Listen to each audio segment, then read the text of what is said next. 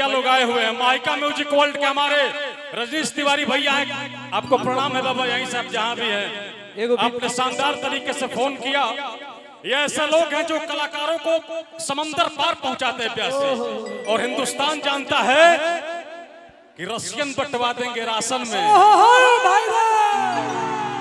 हिंदुस्तान जानता है कि आने तो हमको शासन में, रशियन बंटवा देंगे राशन में। और नौजवान लड़कों का डिमांड है कि हमारा एल से खेल गई ले, भाई तेल कहां से गई ले। जियो भाग। ये हमारे ऋषि सिंह भैया है, बहुत ज्यादा मुझे मोहब्बत देते हैं। गीत संगीत में मुझे दो लोग बहुत ज्यादा प्यार करते हैं। एक हमारा राइटर सुनील सागर और एक हमारा एंकर ऋषिकेश सिंह भैया।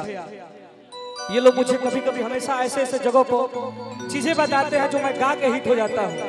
लड़का कहता का, अरे किया ने दो हमको शासन में, रसियन बंटवा देंगे राशन में।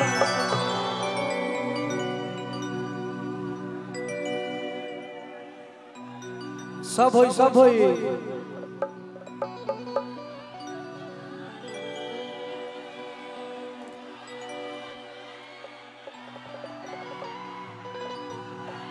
ना ओने ना चलेला, हमार ओने ना चलेला। आओ आओ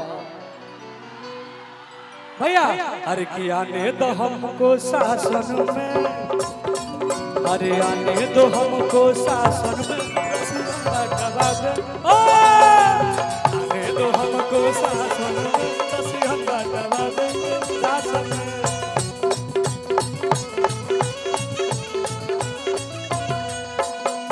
भैया भैया भैया थोड़ा थोड़ा अतने जतने बा उतने में खुश रहे के बा। अरे की दिल देके तनी देखाए रसीला, अरे की यही जा दोसर नहीं खोखी रसीला।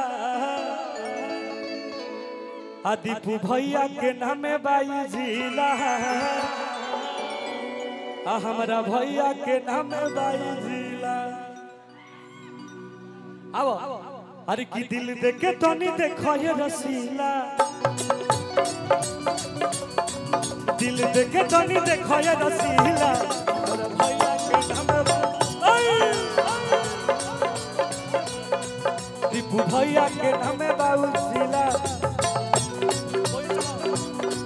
दीपू भैया के नामे बाबू जिला, नामे बाबू जिला। दीपू भैया के नामे बाबू जिला, दीपू भैया के नामे बाबू जिला। आई रे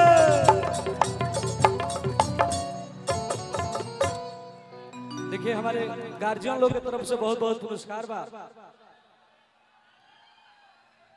हाँ हाँ हाँ हाँ हाँ ना ना रुको रुको रुको रुको।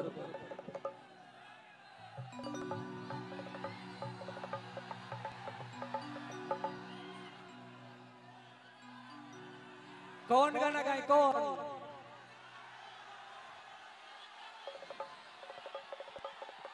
अरे की भूल जही बुझान हमके, पिया भाग के पाई के। एगो लड़की से बेपना प्यार के लिए बस साहब लड़किया लड़कवा के धोखा देले नहीं खे हो गइल बा गार्जियन द्वारा। लड़कवा कहता है ए सोना, अरे की भूल जही बुझान हमके, हाय अपना पिया भाग के पाई के। का कहता रहो? अरे की भूल जही बुझान हमके, पिया भाग के पाई के। अरे तमर जही बुझान तोहरा ससुरा में जाई के। अरे की भूल जही बुझान हमके,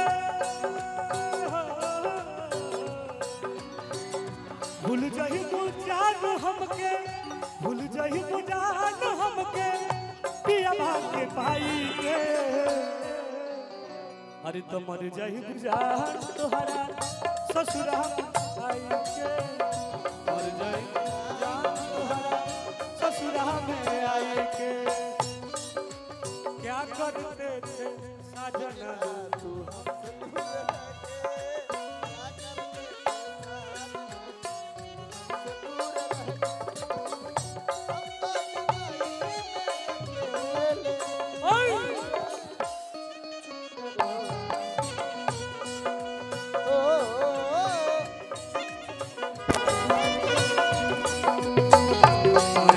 जान होगा ससुरा में आई के मर जाए जान तुहरा ससुरा में। वाह वाह भैया एनर्जी दिला थोड़ा सा लड़का कहा था का तरह के भाव में भैया हो को के बाद बात जइबू पीड़ितिया के रोग में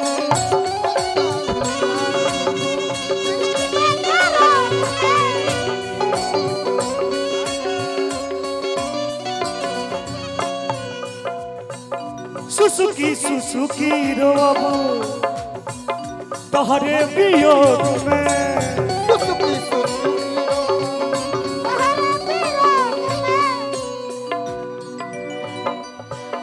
दिलवा के छेद देलू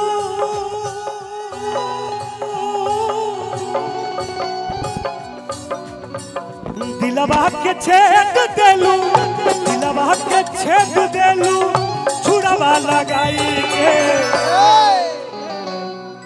अरे तो मर जाई बुझा तोहरा ससुरा में आई के मर जाई बुझा तोहरा ससुरा में मर जाई बुझा तोहरा ससुरा में मर जाई बुझा तोहरा ससुरा में मर जाई बुझा तोहरा ससुरा में आई